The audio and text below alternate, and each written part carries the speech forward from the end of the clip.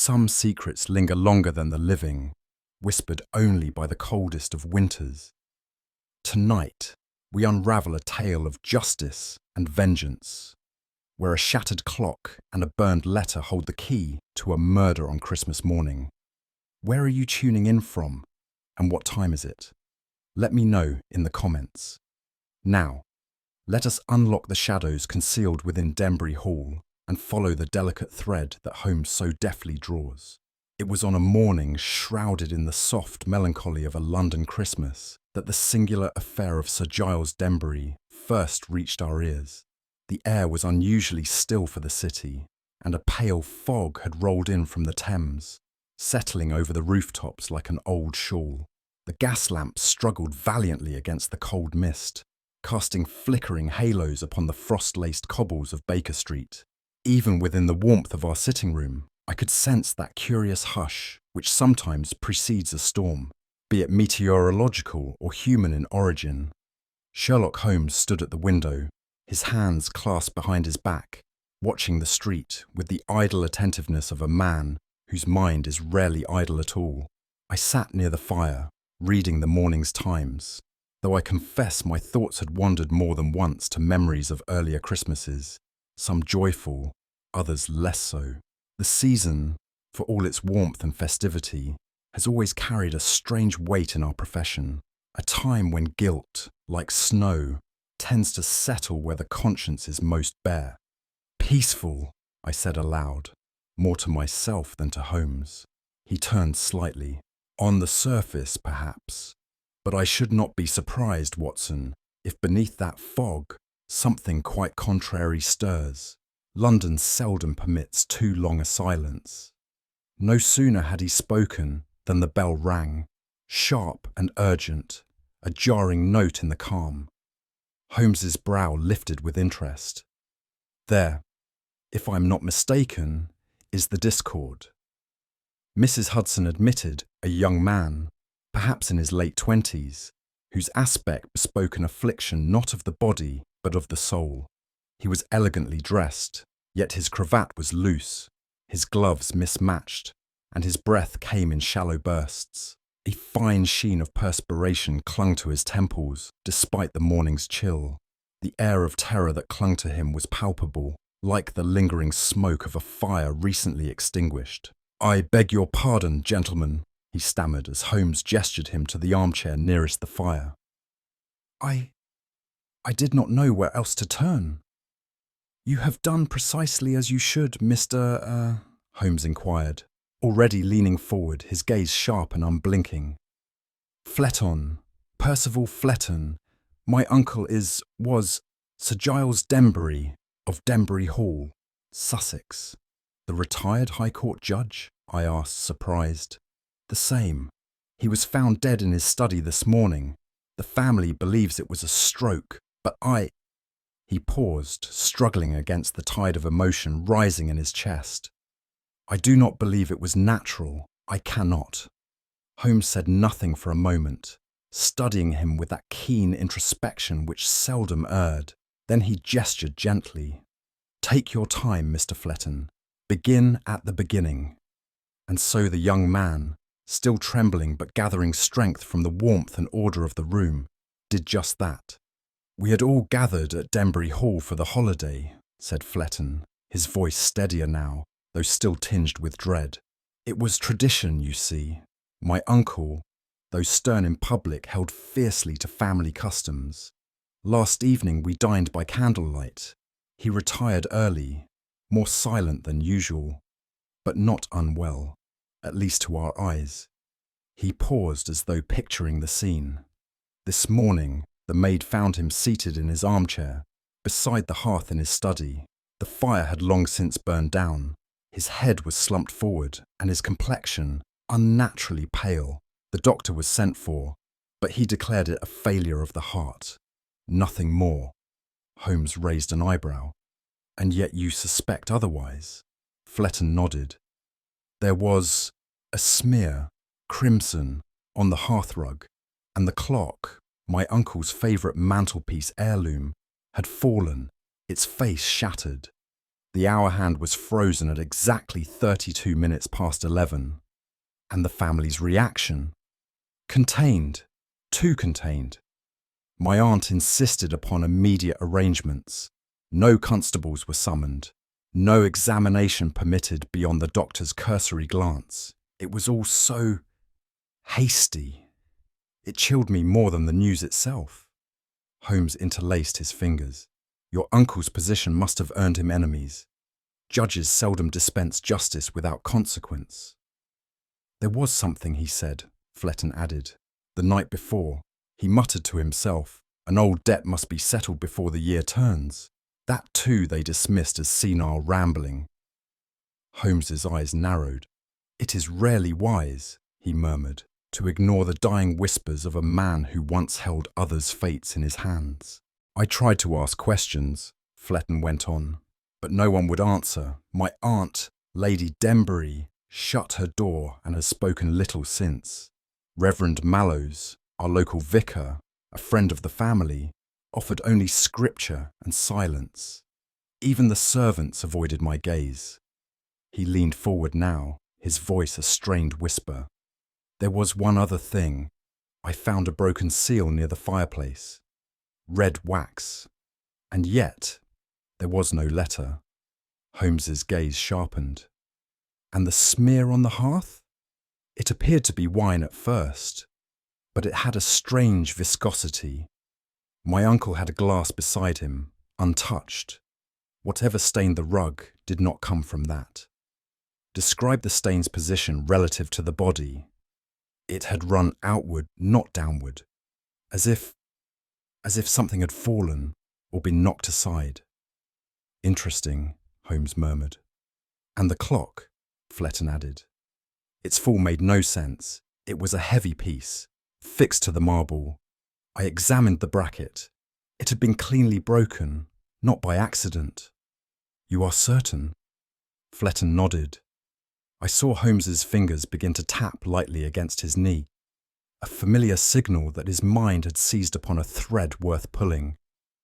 I trust you have not spoken of your doubts to the others? Holmes asked. I feared to. I felt that by even voicing them, I might somehow place myself in danger. Then you have acted wisely, Mr. Fletton. Now tell me, how soon can you return us to Dembry Hall? A faint smile curled at the edge of Holmes's lips. Not one of amusement, but of anticipation. The kind I had come to associate with the scent of a mystery worth his faculties. Watson, he said, rising with sudden energy, you will pack for the country at once. Sussex, in December. Charming. Shall I bring my revolver? I asked lightly. You may bring your scarf, but yes, bring the revolver too.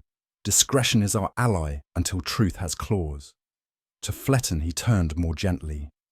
Say nothing of your visit to Baker Street. We shall arrive as friends of the family. Unexpected, yes, but curious to honour the judge. Let that be your explanation, should any inquire.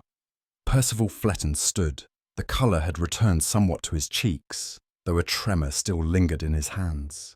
Thank you, Mr. Holmes. I cannot say what I expect to find, only that something is wrong, and I needed someone to see it. Holmes nodded once. Wrongness, he said, is often the first true clue. He turned back to the fire as our visitor departed, his eyes glittering in its reflection. A dead judge, a sealed letter undelivered, a stain no one speaks of, and a shattered clock. Curious, Watson, curious indeed. I suspect we shall find more than snow and holiday cheer at Dembry Hall. As I moved to collect my coat and gloves, I felt the familiar chill, not from the December air, but from the knowledge that yet again, peace had been pushed aside by the relentless hand of mystery. We arrived in Sussex under a heavy sky, the landscape blanketed in a pale crust of snow that gave to every hedge, wall, and treetop the stillness of death. The countryside slumbered beneath a sullen hush, broken only by the rhythmic clop of the hired carriage's wheels as we made our slow approach to Dembry Hall. The great house soon loomed into view, its dark stone facade rising behind wrought iron gates that creaked faintly as they opened to receive us. Though adorned still with remnants of Christmas, Wreaths of holly hung limp from the pillars, and ribbons, dulled by frost, clung to the railings. There was in the air no sense of celebration. The silence that greeted us was not one of reverence, but of repression. A light wind stirred the bare branches of the surrounding elms, setting them to rattling like bones. Inside, the warmth of the hearth was offered with politeness, yet there was no genuine welcome. The staff, who might in another year have borne trays of punch and pudding, passed without meeting our gaze.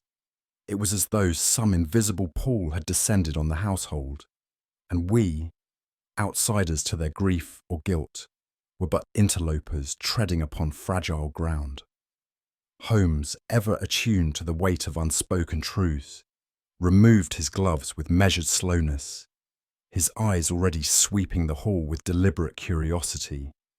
"I dare say," he murmured to me as our coats were taken, "we have entered not a home, but a mausoleum masquerading in tinsel." Before I could answer, a figure appeared at the top of the stairs. A woman, tall, angular, and dressed in severe mourning black, Lady Dembry. Her eyes, even from that distance, were cold as the weather outside. We had arrived at the scene of Sir Giles Dembry's final judgment. The drawing room into which we were shown bore all the ornaments of taste and tradition, dark oak panelling, ancestral portraits, and a faint aroma of mulled wine clinging to the drapes. Yet nothing could dispel the peculiar tension that hung there, as if the walls themselves withheld a truth too grave for civil conversation.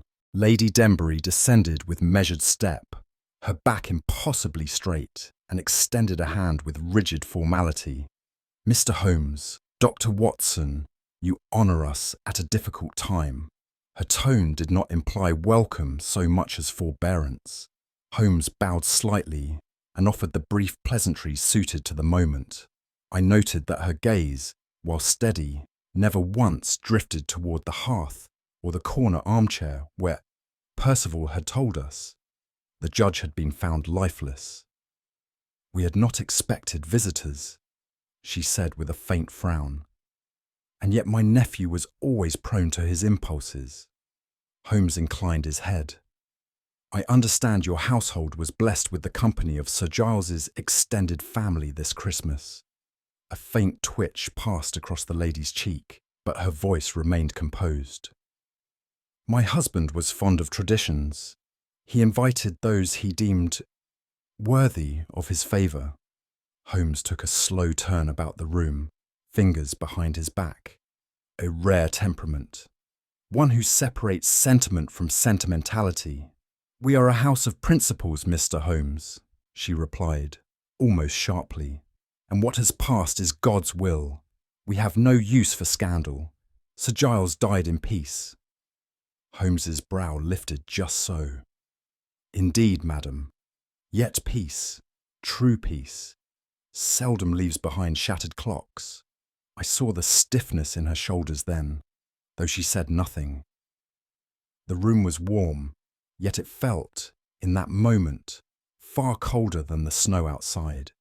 It was shortly after that exchange that Holmes, with that deceptive air of casualness he so often employed, broached the matter of the judge's final evening.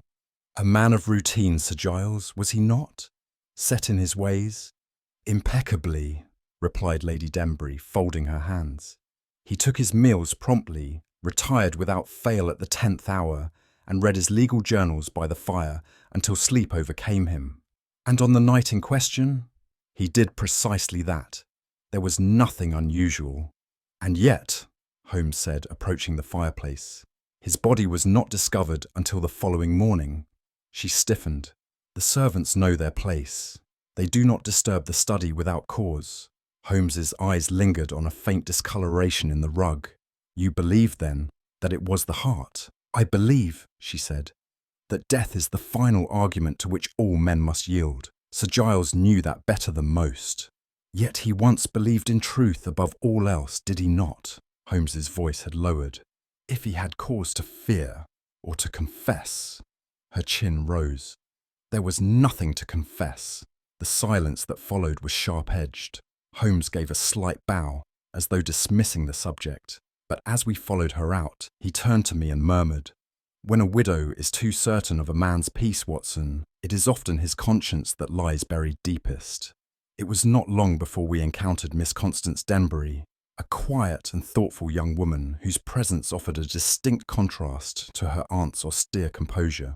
She was seated by the window of the conservatory, her hands resting idly upon a closed book, though her gaze was far from idle. She rose as we entered, her manner subdued but not timid.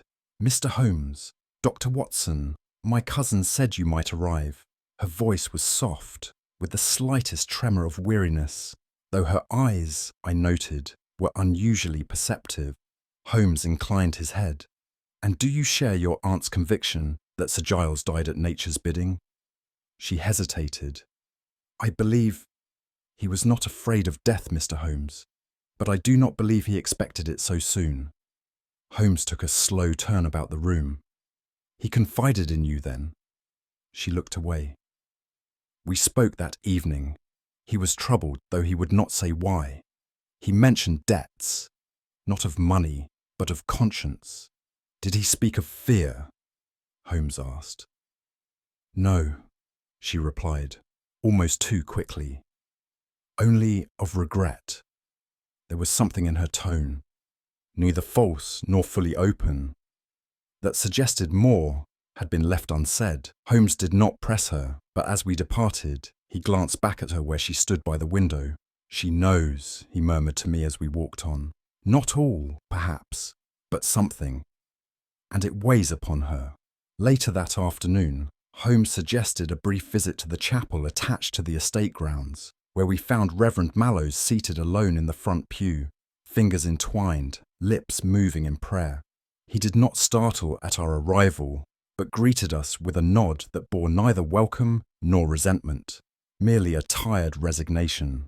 "I feared this would not rest quietly," he said, before Holmes had spoken a word. "You were close to Sir Giles?" Holmes inquired. "We crossed swords more than once," Mallows replied, glancing toward the pulpit.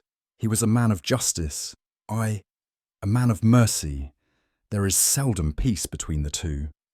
"You argued on Christmas Eve," Holmes said gently. Mallows nodded. "He wished to unburden himself. I encouraged him. But it is no easy task to seek absolution when the hour is late." "You believed him in earnest?" "I believe he carried something for many years, a sin cloaked in legality. Whether it was truly sin, I cannot say, but his soul was restless." "Do you believe he was murdered?" I asked. The vicar looked up at me, with eyes rimmed by sleeplessness. "I believe some debts must be answered for, even if the law remains blind to them." As we left him to his vigil, I could not shake the feeling that the chapel held not only prayer, but penance, and that Reverend Mallows bore more than one man's burden in silence. Upon our return to the main house, Holmes took it upon himself to speak with the butler, Mr. Carston Gray. The man was long of face and taciturn by nature, yet it was clear from his manner that something troubled him beyond grief or propriety. Holmes engaged him with a few unobtrusive questions regarding the routines of the house, Sir Giles's habits, and the events of the preceding evening. Gray answered dutifully, but with that curiously mechanical tone that often masks deeper unease. "There was nothing unusual," he said, a little too quickly, when Holmes asked whether anyone had visited the study late that night. "No guests?" "None." "No noises in the corridor?" He hesitated. "Only the wind, sir. It howled more than once." Holmes studied him closely. "And yet the fire was lit when the body was found. Was that your doing?" Gray's jaw tightened. "I tended the hearth before retiring, as I always do." "Nothing out of place? Nothing disturbed?" The butler's eyes shifted slightly. "I prefer not to speculate, Mr. Holmes." There was silence. At length, Holmes inclined his head. "Very well. But should your conscience stir before mine has finished its inquiry, I trust you will not mistake silence for loyalty." Gray gave a stiff bow and withdrew. Holmes said nothing as we turned toward the study, but I knew that silence well. It was not the absence of thought, but the gathering of it, like storm clouds massing low behind his eyes. In the study where Sir Giles had met his end, Holmes took his time. He moved with the solemnity of a man performing a private ceremony rather than a public inquiry, touching nothing at first, but examining everything. I followed in silence, knowing better than to disturb his process. At last he crouched near the hearth. "Note, Watson, the half-melted seal in the grate." I stooped beside him. It was as he said, a fragment of red wax, still faintly clinging to the bricks. "A letter meant to be sent, but never delivered," Holmes murmured. "Burnt, perhaps, in haste. Or in fear." Indeed. He turned next to the marble mantel, where the broken remains of the judge's prize clock lay in solemn ruin. Holmes examined the base. No sign of violence. The bracket was deliberately pried. See the scoring? It was meant to fall. "To fix the time of death?" I suggested. Holmes smiled faintly. "Or to mislead us from it." As he rose, his gaze fell upon the ashtray upon the judge's desk. He reached in and extracted a small curved object, holding it delicately between thumb and forefinger. "A walnut shell?" I asked. Holmes nodded. "Sir Giles, I am told, never ate them. And yet one rests here, unburnt, unsmoked, and entirely out of place." He looked up, his eyes distant. "Symbols, Watson. The dead speak not only with blood, but with what they leave behind. This room holds more than a body. It holds a message." And with that, he stepped back, as if listening to it speak. It was on the following morning that I chanced upon the youngest of the housemaids, a timid creature named Elsie, whose wide eyes and trembling hands betrayed more than mere mourning. She had been assigned to polish the silver in the back scullery, and I, under pretext of fetching hot water for Holmes's tea, struck up a gentle conversation with her. There is, I have found, a peculiar skill to speaking with those of the servant class. One must be both respectful and unassuming, offering neither the sternness of authority nor the indifference of a guest. I asked after the weather, the household's mood, and whether she had known Sir Giles well. Her answer was evasive. "He weren't unkind, sir, but he had a heavy manner, always thinking." "And in the days before his passing," I ventured, "did you notice anything odd?" She hesitated, then glanced about her as if fearing the very walls might betray her confidence. "A visitor came, sir," she whispered, "a week before Christmas, late in the evening, not through the front, but through the side gate." "What sort of visitor?" "He wore a long coat and kept his face down. I saw him go into the study with the judge. They argued, but soft-like, so no one else heard." "Did you tell anyone?" Her lips quivered. "Lady Dembry said it was not to be spoken of again, told us we'd imagined it." I left her then, with a quiet promise that her name would not be used. But as I recounted the tale to Holmes over breakfast, I saw his eyes grow sharp and hard as flint. "A stranger, Watson, comes not through the side gate unless he carries a burden too great for the front door." Holmes wasted no time in returning to the study. The morning light, filtered weakly through the heavy curtains, rendered the room a palette of greys and browns, sombre and lifeless. He crouched by the hearth, where the remains of several past fires lay mingled, and began sifting through the ash with deliberate care. I stood behind him, my eyes following the delicate motion of his fingers. He paused, retrieved a pair of tweezers from his coat, and drew from the pile a charred scrap of parchment, blackened and brittle, but not entirely destroyed. "A man does not burn blank paper," he murmured. Another fragment followed, smaller still, but bearing the remnants of handwriting in a hand both firm and hurried. Holmes laid the pieces side by side on the desk, brushing away soot with the gentlest motion. "Read that, Watson." I leaned in. "Should anything befall me, seek the ledger, stained binding, behind the false." The remainder had crumbled to dust beneath Holmes's fingertip. "A message of precaution," he said, "or of confession. Sir Giles feared something, or someone. and took measures to ensure the truth would not perish with him. But what ledger? That, said Holmes, rising, is the question. And note, Watson, the manner of the burning, not fed cleanly to the flame, but buried among the coals. Someone destroyed it in haste, perhaps just before the body was found. He turned his gaze to the wall of books and ledgers behind the desk, each spine cracked with age, their order suggesting long neglect. The clue lies not in what remains visible, but in what was never meant to be seen. I looked at him. You suspect a hidden space? He smiled faintly. I suspect Sir Giles, for all his judicial austerity, did not keep all his judgments in open view. Holmes approached the wall of shelves with the reverence of a man entering a cathedral. He ran a gloved hand along the edges, eyes scanning the spines not for titles, but for spacing, alignment, dust. At last, he paused before a section slightly recessed from the others, no more than half an inch, but telling. Observe, Watson, he said, tapping the frame lightly. The books here are ill-fitting. The wood behind them rings hollow. He pressed gently against the central shelf. Nothing moved. He tried again, this time reaching beneath the lower lip of the bracket. And with a faint click, the wood shifted inward. It did not open. Holmes stepped back. A mechanism, no doubt, but one he did not wish easily triggered. Likely a dual release, perhaps from the opposite end of the case. He glanced about and located a matching bracket, then, with careful coordination, depressed both sides simultaneously. The shelf gave a soft groan, and a narrow panel slid inward, revealing darkness beyond. There, he said quietly, the judge's hidden archive. The space beyond was shallow, no more than a cubbyhole lined with dry cedar.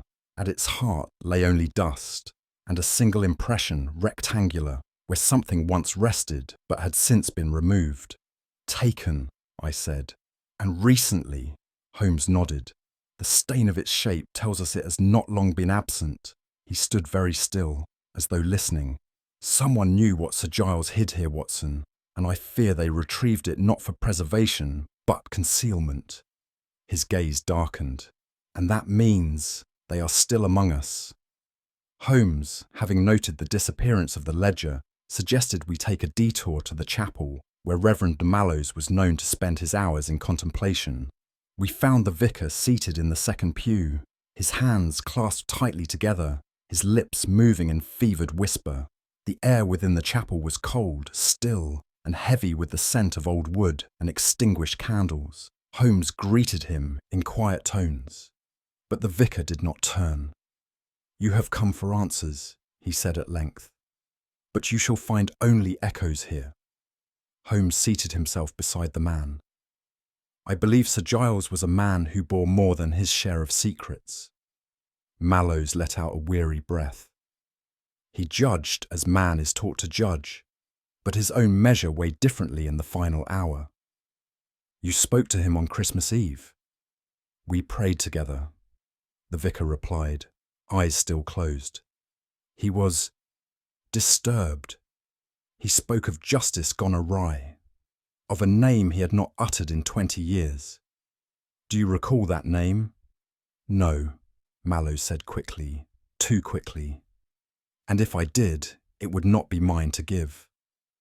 You believe his death was natural then? The vicar's eyes opened at last, dull and sunken. There is no death without reason, Mr. Holmes, and no man escapes his sentence, not even the ones who write them. Holmes rose slowly. You speak like one who has read the verdict and seen the gallows in the dark. Perhaps I have, Mallows murmured, returning to his prayer. We left him in the cold hush of the chapel, but the echo of his words lingered like the toll of a bell in my ears. That same afternoon, as the sun dipped low and cast long bars of light through the hall, I found Miss Constance Dembry alone in the library, her back to the hearth, her hands idle upon a folded handkerchief. Something in her manner, the tension of her posture, the quiet defiance in her stillness, spoke to a burden she had not yet shared. She acknowledged me with a faint nod, and I, emboldened by Holmes's own instincts, took a chair beside her. "Miss Dembry," I said gently, "you were the last to speak with your uncle. Will you tell me what passed between you?" She looked at me for a long moment, her expression unreadable. "He asked me if I believed people could change," she said at last. "I told him yes. He said I was wrong." There was silence between us, broken only by the ticking of a distant clock. "He gave me a parcel," she added quietly, "wrapped in oilskin, said it was not to be opened until after the new year.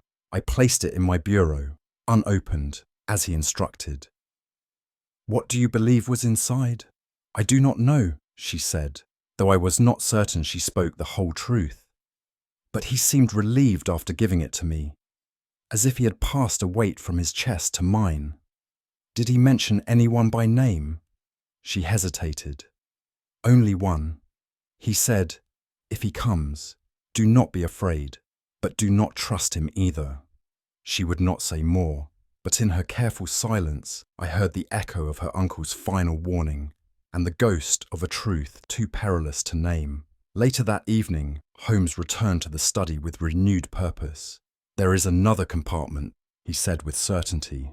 "The missing ledger was not left out upon a desk for anyone to find. It was hidden, and if it is no longer behind the bookcase, it must have been moved elsewhere before the death occurred."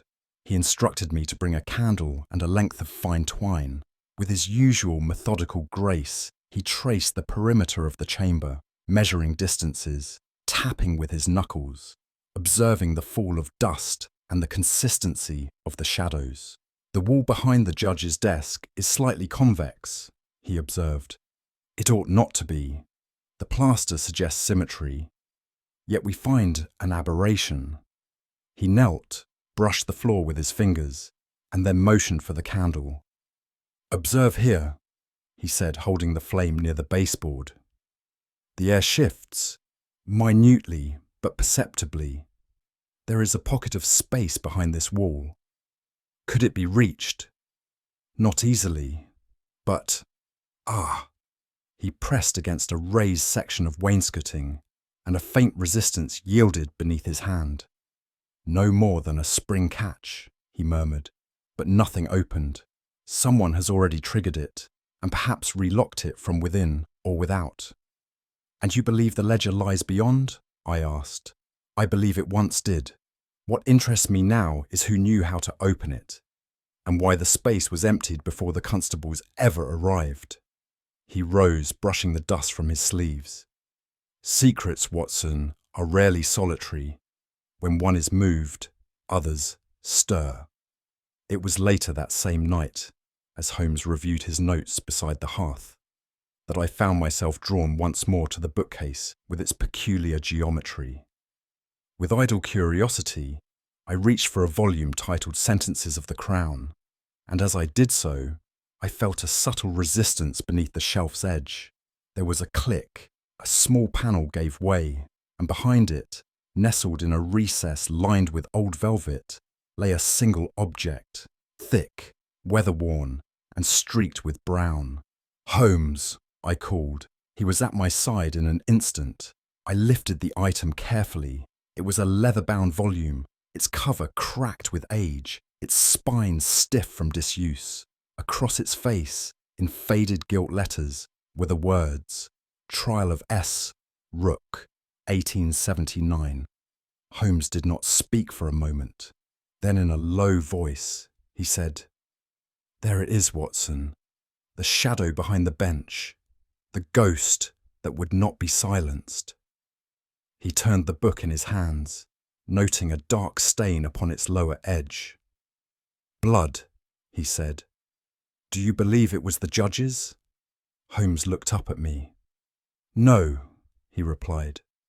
"I believe it was meant to mark the past, not the present."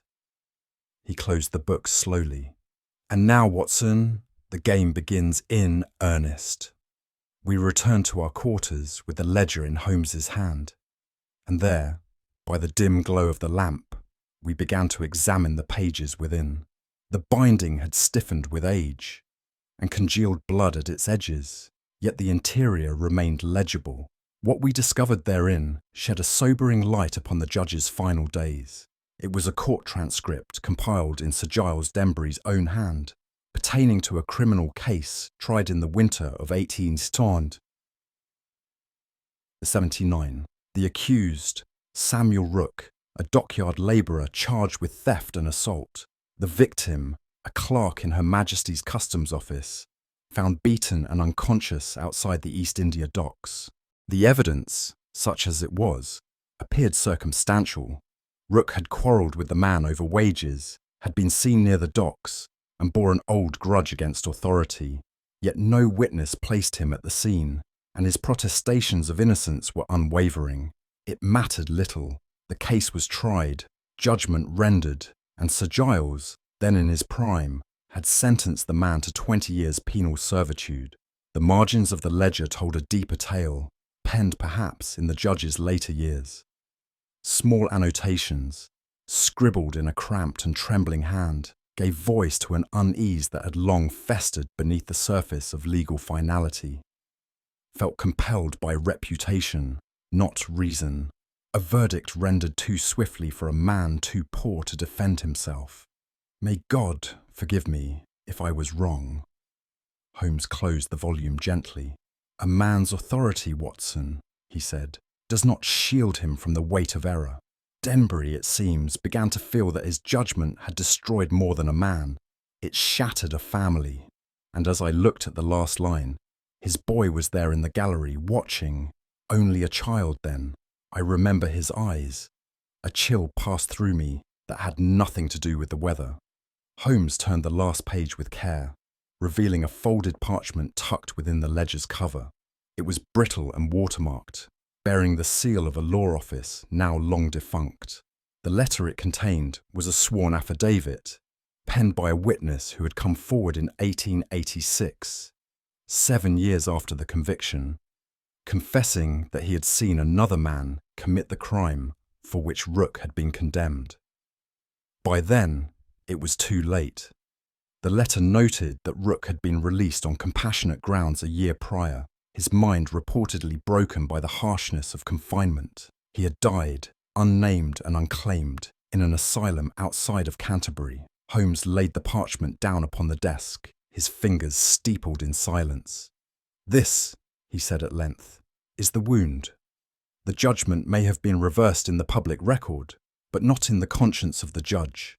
Sir Giles carried this paper like a stone about his neck. "And the boy?" I asked. Holmes gave a slight nod. He would now be a man. If he survived the shame, the poverty, the loss, then the mark of vengeance may yet remain. This ledger was not hidden to preserve reputation, Watson. It was hidden to preserve the past from being reborn. And now that past has returned. In the guise of silence and snow, Holmes murmured. But vengeance has a patient hand, and I fear it has chosen its hour. Holmes stood by the window, the ledger now closed upon the table, his gaze fixed upon the garden below, where frost clung to the hedgerows like ash. His voice, when it came, was deliberate and low. "Let us consider the facts, Watson. A judge condemns an innocent man. That man's life is ruined. His mind decays. He dies nameless. But his child lives on, bearing the name Rook, perhaps, or perhaps something else." I followed his reasoning at once. "You believe the son has returned to Dembry Hall?" "Not merely returned," Holmes replied. "He has infiltrated, not as a guest, as one of the household. That is why the ledger was taken before the death. He could not risk its discovery once Sir Giles fell." "But who then? The butler? The client? Reverend Mallows?" Holmes shook his head. "The vicar may know more than he says, but I do not believe him to be our agent. No, the key lies in proximity. Someone with freedom of the house, access to the study, and knowledge of its hidden places." He turned toward me, his expression sharp. "Carston Gray, the butler. A man who speaks with affected refinement, whose accent slips when pressed, whose eyes avoid the firelight. Or Percival Fletton, our client, whose hands bear the marks of labour despite his clothes, and whose tale, though heartfelt, is carefully constructed. I felt a sudden unease settle over me. One of them is not who he claims to be, Holmes said, and I intend to unmask him.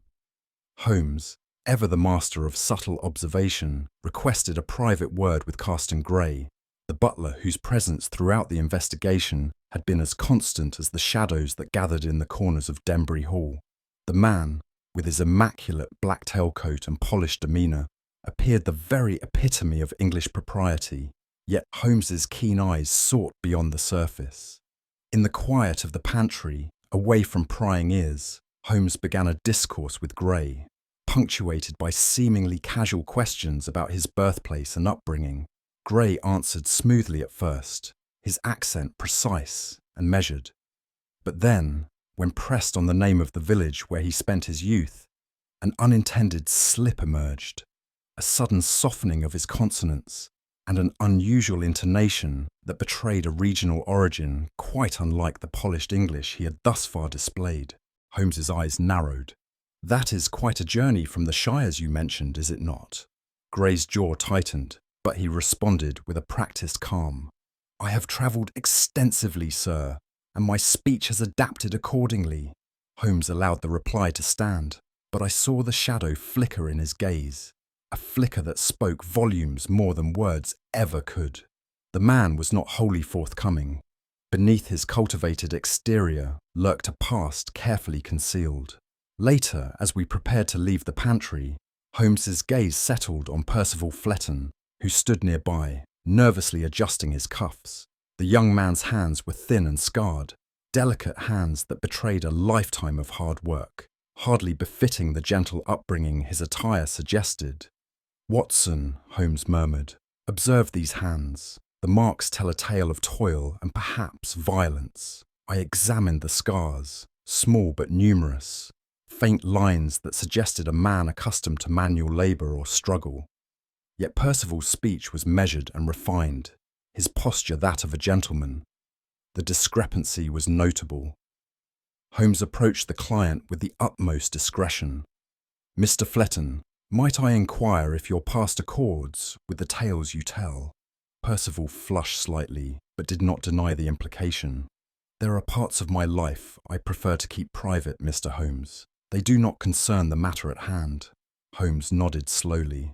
"As they should not. Yet sometimes the past has a way of catching up, especially when debts remain unpaid." The young man's eyes flickered with something unreadable, a mixture of regret and resolve.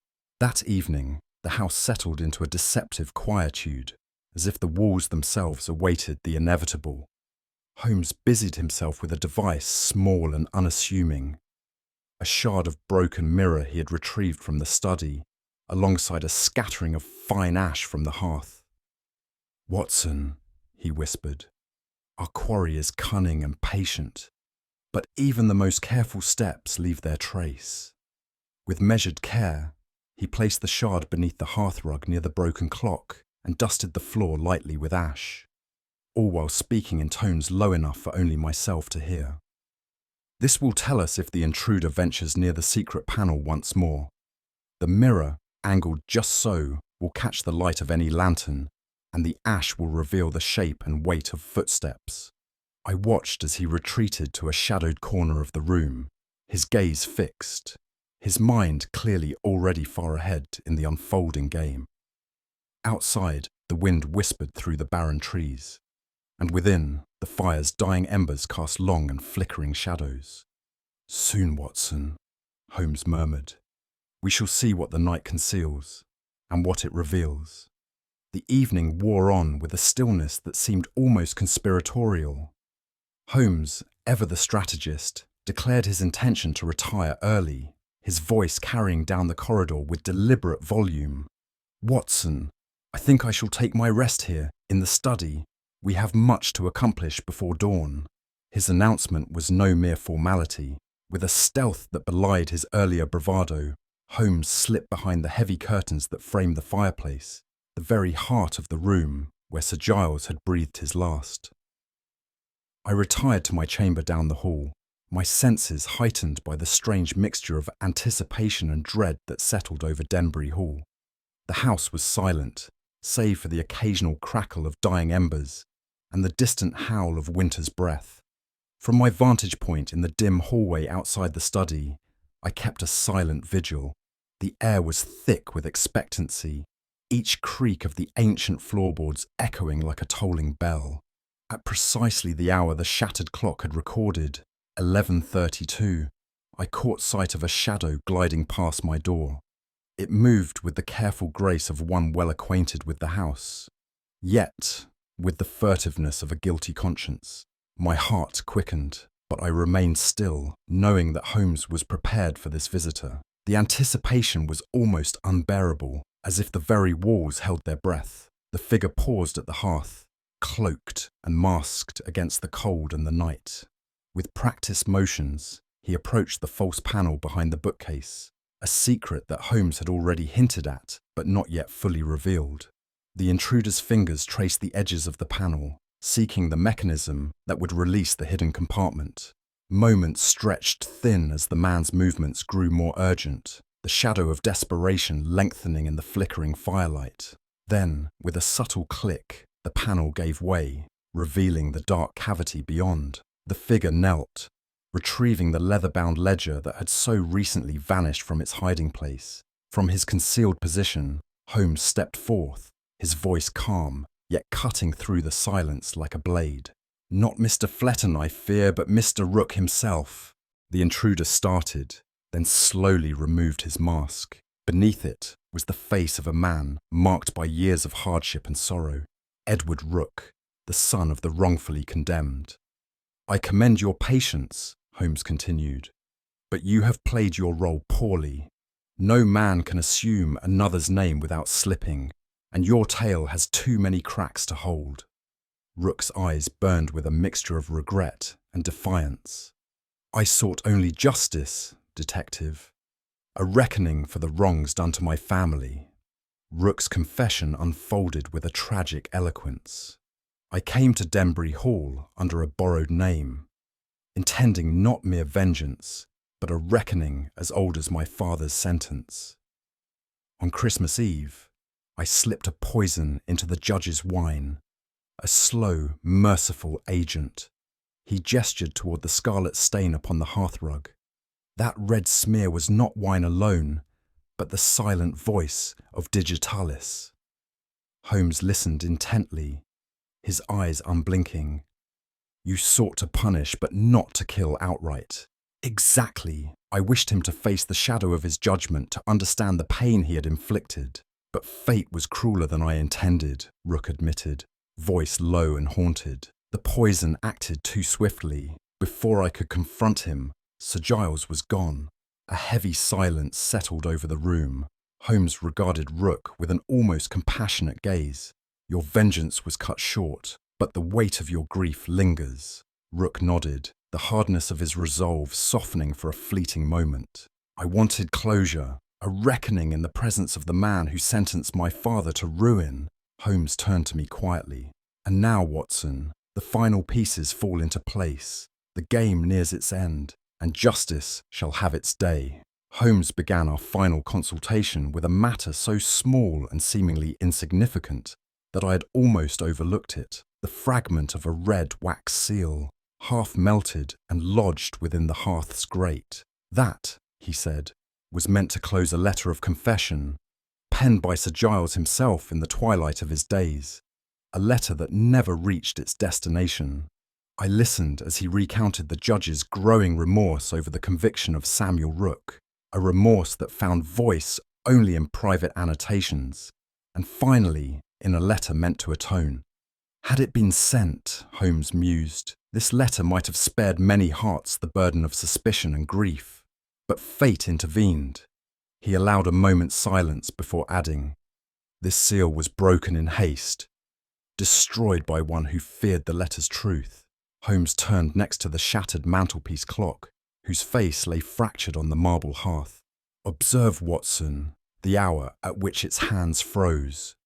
11:32, the time of death." I recalled the crimson smear upon the rug near it, Holmes explained. The clock was deliberately dislodged, yet its hands betrayed the precise moment of its fall. A slip, a moment of haste in the perpetrator's plan. His eyes glinted as he added, it was not the act of violence, but the panic it engendered that left its mark.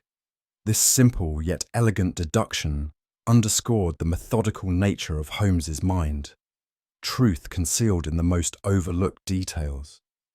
Holmes's gaze then fixed upon a peculiar object recovered from the study's ashtray, a small broken walnut shell. A curious relic, he said softly. Sir Giles himself never partook of nuts. I raised an eyebrow. Holmes continued. It is a symbol, Watson, a token left deliberately. We have learned that Samuel Rook shared with his sons stories of cracked walnuts from their childhood, symbols of endurance through hardship. This walnut shell was thus a silent message, a mark from the past, intended to speak where words were silence. The matter of Lady Dembry's conduct weighed heavily on Holmes's mind. We confronted her gently, and after much reserve, she confessed to having found both the burnt letter and the missing ledger. I could not bear to tarnish the family name, she said with cold clarity. Though my conscience is uneasy, I chose silence. Her words were a study in Victorian restraint, a mask of cold propriety concealing conflicted remorse. Holmes observed quietly, a woman's silence can speak volumes, Lady Dembry. It is the loudest voice of all. When Edward Rook was taken into custody, Holmes addressed the constables with measured humanity. Here is a man, broken by circumstance, driven to desperate measures by a lifelong injustice. His intent was not malice, but retribution tempered with pain. He urged leniency, emphasizing the absence of personal gain and the torment that shadowed Rook's every act. The officers listened, their stern faces softening as they recognized the complexity of justice beyond law. Back at Baker Street, I sat by the fire while Holmes mused aloud. Justice is oft a blind mistress, Watson. She dispenses verdicts with gavel and scale, yet cannot weigh the soul's torment. He paused, staring into the glowing embers. Christmas is a time for peace and renewal, yet some ghosts refuse rest, demanding reckoning before the year's end. I felt the weight of his words settle deep, a meditation on vengeance, forgiveness, and the enduring shadows of past sins. Holmes's voice softened. We are but instruments of fate, Watson, called upon to untangle the threads of truth in a tapestry woven with pain. As the fire crackled, I reflected on the bitter price of justice, the fragile hope of redemption, and the ghosts that walk with us still. As we sat once more by the fire's dying glow, Holmes turned to me with that quiet certainty that had guided us through so many labyrinths of deceit. Justice, Watson, is seldom served in perfect measure. It is a tapestry woven of truths and lies, regrets and reckonings. Tonight's tale reminds us that the shadows of the past often stretch long into the present, and that vengeance, though human, is a perilous path. What do you believe was the pivotal moment that sealed the fate of both Sir Giles and Edward Rook? Share your thoughts below. I am eager to hear your theories. If you enjoyed this journey into mystery, please like, subscribe, and share to uncover more of Holmes's greatest cases with friends and family. So